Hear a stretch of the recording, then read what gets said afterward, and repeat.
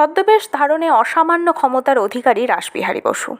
ইংরেজি, বাংলা, হিন্দি, পাঞ্জাবি, মারাঠি, গুজরাতি, উর্দু প্রভৃতি ভাষায় রাসবিহারী অদ্ভুত দক্ষতার সঙ্গে কথা বলতে পারতেন, আর তার সঙ্গে মেকআপে নিজেকে পাল্টে নেওয়ায় তাঁর জুড়ি ছিল না।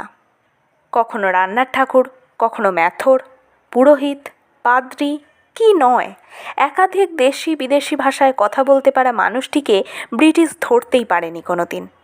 এমনকি রবীন্দ্রনাথের আত্মীয় পিএন ঠাকুর সেজে ছদ্মবেশ ধারণ করে পাড়ি দিয়েছিলেন জাপানে।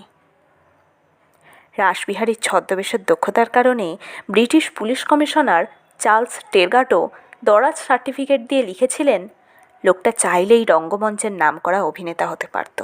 কী এমন ঘটিয়েছিলেন রাসবিহারী বসু যা তাকে অন্যদের থেকে আলাদা করবে? রাসবিহারী বসুর জীবনের ছদ্মবেশের কিছু কাহিনী নিয়ে আসছি আমি। জানতে হলে অবশ্যই আমার চ্যানেলটি সাবস্ক্রাইব করে আমার সঙ্গে থাকুন।